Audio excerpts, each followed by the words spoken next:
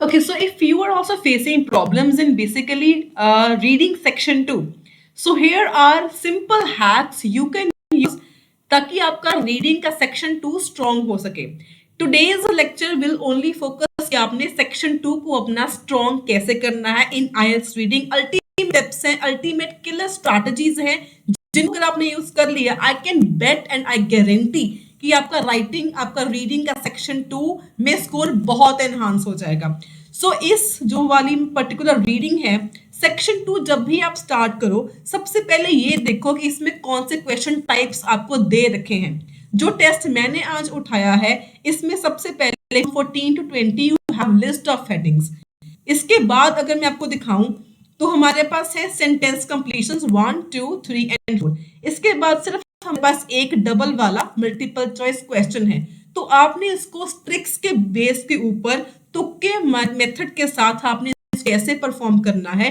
Complete video को and तक जरूर देखना अगर आपने रीडिंग को इंप्रूव करना है. तो कुछ ऐसे ट्रिक्स मैं साथ साथ बताने वाली हूँ जिनको अगर आपने परफॉर्म कर लिया, जिनको अगर आपने नोटिस कर लिया, तो आपका स्कोर जो है सेक्शन 2 आपका सारा का सारा सही होना शुरू हो जाएगा.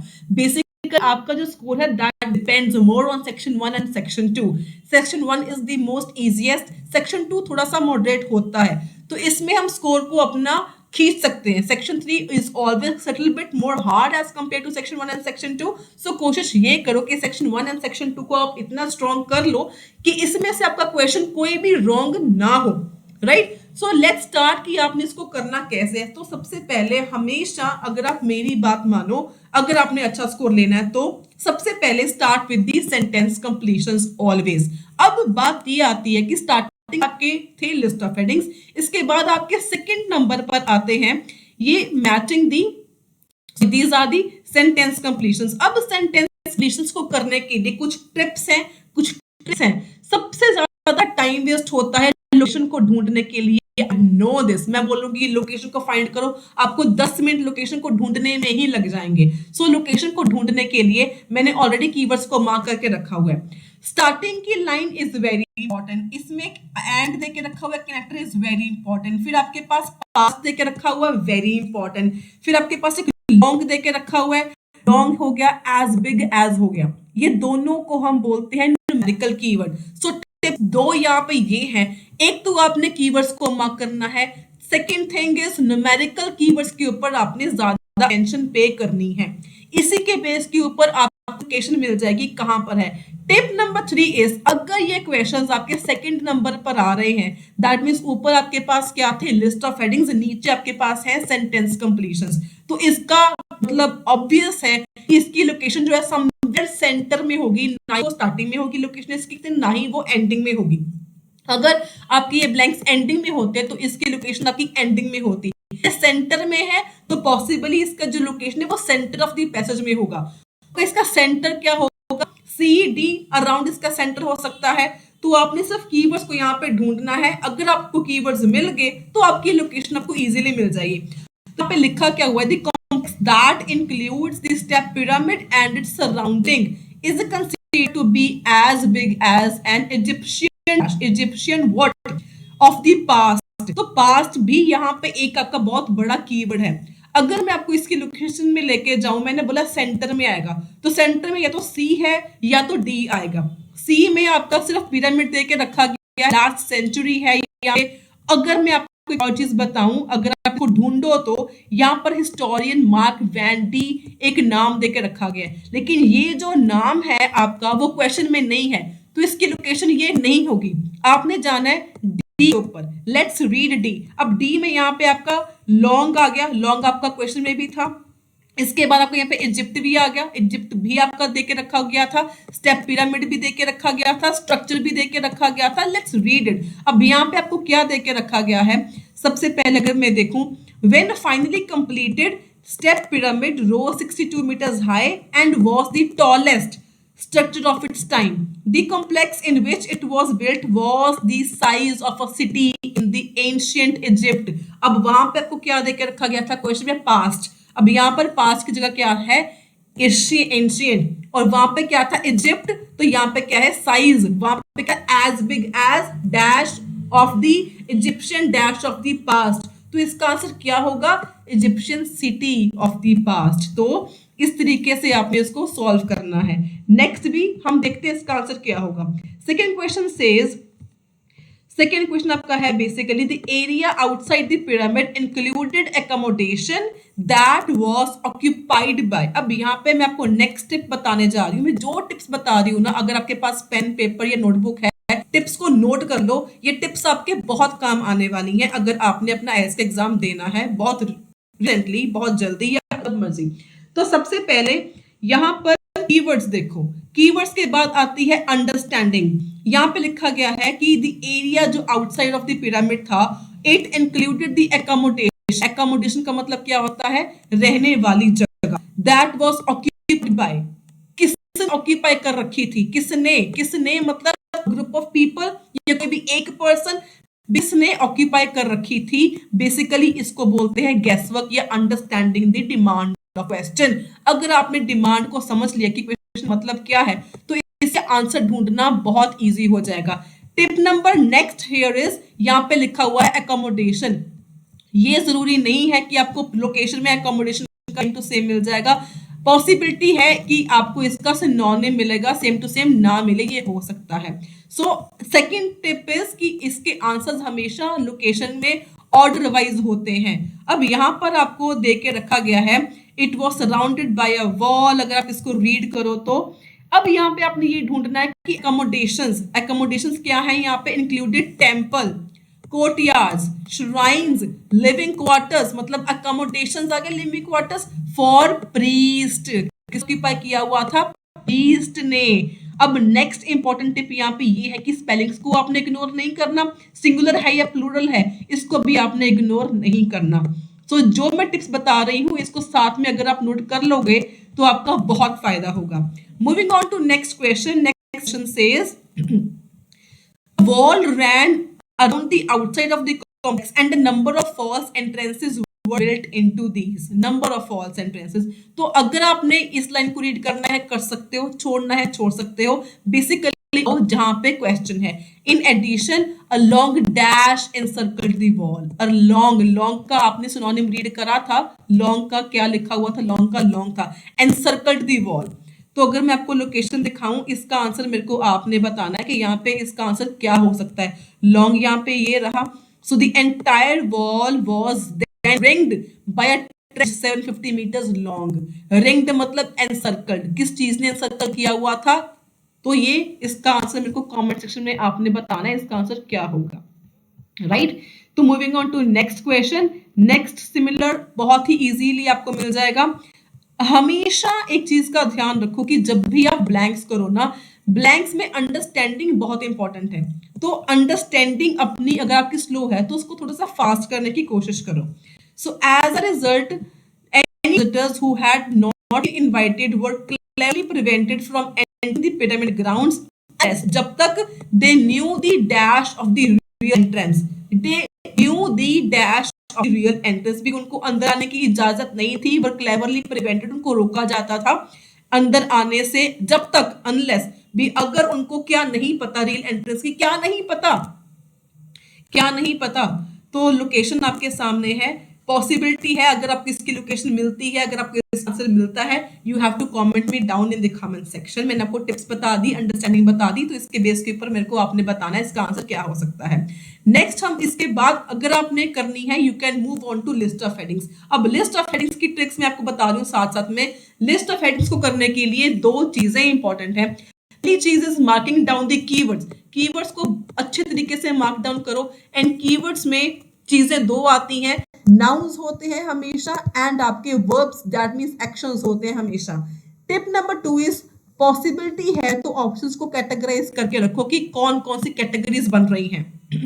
राइट। अब मैंने यहाँ पे कीवर्ड्स को मार्क करके रखा हुआ है ऑलरेडी। यहाँ पर दिया रखा है areas and artifacts within the pyramid itself. मतलब पिरामिड के अंदर कौन से एरियाज हैं, आर्टिफैक्ट्स हैं, मतलब कौन सी चीजें पड़ी हैं। Second is difficult task for those involve. Difficult task यहाँ पे मेन कीवर्ड है। A king who saved his people, king जिसने लोगों को सेव किया। Single certainty among the less other definite facts, एक single certainty. Next is an overview of the external building and the area. Overview मतलब external building का क्या दिखता था, कितनी उसकी लेंथ थी, कितनी एरिया वाइड था, उसका कंप्लीट ओवरव्यू। अगर आपने ब्लैंक्स अच्छे से पढ़ी है, अगर आपने ब्लैंक्स अच्छे से करो तो आपको सिंपली पता चल जाएगा कि ये हमने डी में अभी करी, तो जो डी है, डी वाले का ऑप्शन नंबर 5 मैच हो जाएगा, उसमें सारा ओवरव्यू ही देके रखा गया था, राइट। तो इसका मैं आगे भी डिटेल और समझाऊंगी मैं आपको, बट यहाँ पे अगर मैं होती तो मैं यहाँ पे पहले इसका आंसर मैं 5 में गेस कर लेती। Next is a pyramid design that others copied. Copied यहाँ पे मेन सिनोनिम है, आपका कीवर्ड है। An idea for changing the design for the burial structure. Changing है, डिजाइन बरियल स्ट्रक्चर्स की बात हो रही है।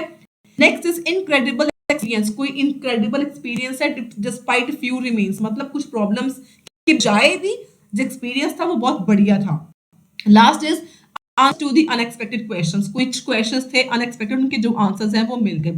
सो these are the list of headings. तो इस तरीके से सबसे पहले अपने कीज को मार्क कर लेना है। इसके बाद लिस्ट ऑफ हेडिंग को सॉल्व करने के लिए सिंपली आपने क्या करना होता है, ज्यादा आपने डिटेल में इसमें जाना ही नहीं है।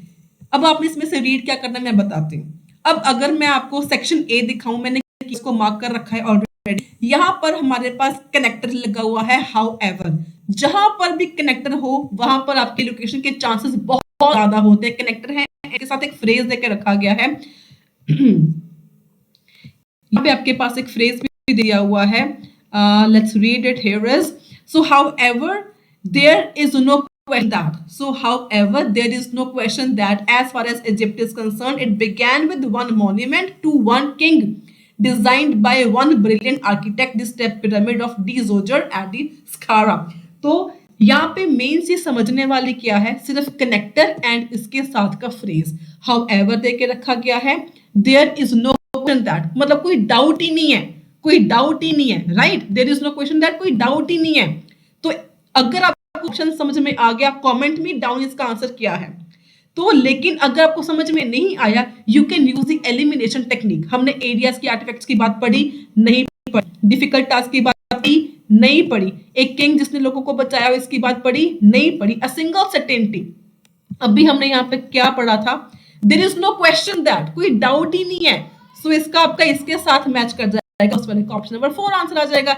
This is the simple technique you can use. एक तो कीवर्ड्स के ऊपर फोकस करो, कनेक्टर्स हैं, फ्रेजेस हैं and elimination technique. Similarly next आप में बात करी गई है prior to Djoser design, Djoser design के पहले, इसके बाद Perseus was buried। तो ये बरल स्ट्रक्चर का बता के रखा गया है। Tom's were rectangular monuments made of dried clay bricks which were covered underground passages where the deceased person was buried। तो बेसिकली यहाँ पे आपके पास क्या देकर रखा गया है, एक तो बरियल स्ट्रक्चर के बारे में, चेंज इन द डिजाइन।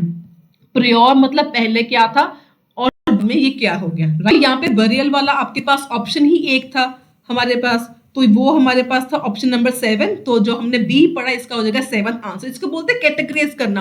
हमारे पास बरियल वाला था ही एक ऑप्शन, कोई और ऑप्शन हमारे पास है ही नहीं है, राइट। सो डी वाला देखो, सॉरी सी वाला। अब सी वाले में हमारे पास क्या चीज है, जहां पर आपके पास अगर तो स्टार्टिंग में मिल जाए answer, normally list of heading जो है एक स्टार्टिंग पढ़नी होती है आपने, या एक एंडिंग की लाइन पढ़नी होती है आपने, या कॉमास की लाइन। यहाँ पर मेरे पास कॉमास में लाइन थी तो मैंने इसके ऊपर पहले फोकस करा। जहां पर आपके पास नंबर्स हो, फ्रेजेस हो, कनेक्टर्स हो, कॉमास में लाइन हो, उनके ऊपर आपने सीधा पहले ही फोकस वहीं पे ही आपने करना होता है। So the weight of the enormous mass was a challenge for the builders. अब मतलब चैलेंज का मतलब a challenge for the builders. A challenge की बात हमने यहाँ पे पढ़ी थी, कौन सा हेडिंग में थी यहाँ पे, so a difficult task for those involve. तो जो हमने सी पढ़ा, इसका सी का ऑप्शन नंबर 6 आपका आंसर हो जाएगा। So in this way it's very easy. सिर्फ देखो मैं आपको क्या क्या टिप्स बता रही हूँ, उनको नोट करना है। अब स्टेप पिरामिड के स्ट्रक्चर के बारे में हमने ये पढ़ा, ये क्या देके रखा गया था, इसलिए मैंने पहले इसका आंसर डी का 5th लगाया था आपका, overview of the external building and the areas. इसीलिए मैंने ब्लैंक्स पहले करवाई, जो हम क्वेश्चंस पहले कर लेना तो लिस्ट ऑफ हेडिंग का एक आधा आंसर तो वैसे ही सॉल्व हो जाता है, right. So moving on to next E में। अब ई में आपके पास अगर मैं दिखाऊं तो स्टार्टिंग के पास देके रखा गया है सबसे पहले the burial chamber of the tomb, burial chamber of the tomb where the king was laid to rest देके रखा गया है। इसके बाद one of the most discoveries found inside the pyramid was a dash. Found inside the pyramid. तो एक हमारा question और था पिरामिड को लेके। पिरामिड वाले हमारे दो क्वेश्चन थे, एक था कि आपके पास आर्टिफैक्ट्स कौन से हैं, एक था आपको ओवरव्यू वाला। Again it is called the categorization. एक हमारा नंबर फर्स्ट था एरियाज को लेके, आर्टिफैक्ट्स को लेके। सेकंड हमारा था फिफ्थ वाला ऑप्शन ओवरव्यू को लेके। ओवरव्यू वाला हम डी में कर चुके हैं। Artifacts with pyramid, within the pyramid हमने अभी पढ़ा, तो इसका ऑप्शन क्या हो जाएगा, एम ई वाले का ऑप्शन नंबर इसका आंसर हो जाएगा। इसको बोलते हैं कैटेगराइज करना, कि किस किस की बात करी है, सीधा वहीं पे आपने जंप करना होता है। नेक्स्ट आगे अब एफ में आपके पास कनेक्टर्स दो देके रखे गए हैं, अनफॉर्चुनेटली देके रखा गया है। नेक्स्ट है however to astonish and amaze the archaeologist who excavated it. Astonish and amaze, incredible experience, अगर आपको कोई कीवर्ड याद हो तो हमने एक लिस्ट में पढ़ा था incredible experience despite the few remains. तो यहाँ पे रहा incredible experience despite the few remains. तो एफ वाले का ऑप्शन नंबर ए था आपका आंसर हो जाएगा। जो भी आप ऑप्शंस करते रहते हैं ना, माँ किसका ये आ गया, इसका ये आ गया, उसको डिलीट कर दे करो, ताकि दोबारा वो चीजें आपके साथ ना आए। आपको सॉल्व करना और इजी हो जाता है, एलिमिनेट करने ऑप्शंस और आपको इजी हो जाते हैं। Moving on to the last. अब लास्ट में आपने क्या मेरे को देखा, अगेन मेरे कॉमर्स की लाइन यहाँ पर देखी, this pyramid was a revolutionary advance in architecture and become the archetype which all the other great pyramids builders of Egypt would follow। would follow मतलब कॉपी करेंगे, और कॉपी वाला हमारे पास था ऑप्शन। तो कॉपी वाला ऑप्शन हमारे पास कौन सा था, pyramid design that others, pyramid design that others copied. तो नंबर 6, तो जो हमारा लास्ट था जी का, इसका ऑप्शन नंबर आपको है 6 वाला का आंसर आ जाएगा। ये इतना इजी, कितने टाइम में हमने ये सारे लिस्ट ऑफ हेडिंग्स कर लिए। तो इसमें टिप्स जो मैंने बताए वो याद रखना। लास्ट हमारा आ गया दो डबल वाले मल्टीपल चॉइस क्वेश्चंस। अब इसमें which two of the following points does the writer make about the king Djoser? इसमें आपके पास दिक्कत वाली बात ये है कि आपको बता के नहीं रखा गया कि इसमें कौन से पैराग्राफ में लोकेशन मिलेगी। अगर तो बता के रखा गया होता तो उसमें ही होती। अब यहाँ पे नहीं बता के रखा गया, थोड़ा सा आपको दिमाग यूज करना पड़ेगा। सबसे पहले मल्टीपल चॉइस को करने के लिए कीवर्ड्स को मार्क करना जरूरी है। Initially persuaded to build stone rather than clay, एक तो आपके पास हो गया ऑप्शन, मतलब यहाँ पे क्या गया, इनिशियली है सबसे पहले, हैड परसुएडेड ये हो गया एक्शन, उसको मनाना पड़ा, to build in stone rather than in clay. Second is there is disagreement concerning the length of his reign. जो किंग डिजोजर है उसकी लेंथ, उसने कितने साल आपकी रेन, अपना रेन संभाला, उसको लेके डिसएग्रीमेंट है। He failed to appreciate the emotive part in the design of the step pyramid. Main keyword is failed to appreciate. Next आ गया, a few of his possessions were still in his tomb when archaeologists found it. उसके पास थे। He criticized the design and the construction of the other pyramids in the Egypt. एक यहाँ पे tip बताती हूँ, यहाँ पे हमारे पास बेसिकली एक पिरामिड की बात कर रहे हैं, एक किंग की बात कर रहे हैं, अदर पिरामिड्स को लेके बात ही नहीं करी। तो ये वाला ऑप्शन का क्लियर कट हो जाएगा आपका एलिमिनेट, पहली बात। दूसरी बात, आपने आर्कियोलॉजिस्ट के बारे में पढ़ा था, लिस्ट ऑफ हेडिंग जब आप करते हो ना, उसको थोड़ा सा ध्यान से रीड करना होता है आपने। तुमने आर्कियोलॉजिस्ट के बारे में पढ़ा था एफ वाले में। एफ वाले में लिखा हुआ है, अगर ये चार, अगर आप इसको रीड भी तो कोई टाइम इसमें वेस्ट नहीं होगा। नहीं भी करना तो यहाँ पे आर्कियोलॉजिस्ट लिखा गया है, सिर्फ यही लाइन पढ़ लो। Djoser grave goods and even his body was stolen at some point in the past and all the archaeologists found were a small number of his valuables overlooked by thieves. भी कुछ चीजें thieves ने छोड़ दी थी। तो जो हमारा option number था आर्कियोलॉजिस्ट वाला, एक तो इसका वो आंसर हो जाएगा, few of his possessions were still, thieves ने से छोड़ दी थी, राइट, क्लियर कट इसका आंसर हो गया। नेक्स्ट आ गया आपका, एक और चीज बताऊं तो रेन को लेके। तो रेन को लेके, डिजोजर वाली रेन को लेके आपने यहाँ पे पढ़ा था रेडी, यहाँ पे हमने पढ़ा था, यहाँ पे पढ़ा था डिजोजर is thought to have reigned for 19 years, but some historians and scholars attribute a much longer time for his rule owing to the number and size of the monuments he built। मतलब कुछ लोग बोलते हैं कि 9 years उसने rain को संभाला, लेकिन इसमें कई लोगों ने बोला कि उसने इससे ज्यादा टाइम के लिए संभाला। मतलब डिसएग्रीमेंट के सेकंड ऑप्शन आ जाएगा डिसएग्रीमेंट को लेके, that is option number B. इसका आपके दो ऑप्शन जो करेक्ट हो गए, that is B and number option and आपका डी नंबर ऑप्शन। तो दिस इज हाउ आपने सेक्शन 2 को सॉल्व किस ऑर्डर में करना है, किन चीजों का ध्यान रखना है, कौन से हैक्स हैं, कौन से टिप्स हैं, आपने यूज कैसे करनी है, इनको आपने कैसे करेक्टली सॉल्व करना है, सेक्शन 2 को किस ऑर्डर में करना है एंड कौन से टिप्स हैं। सो आई होप आपको ये वीडियो से काफी कुछ सीखने को मिला होगा।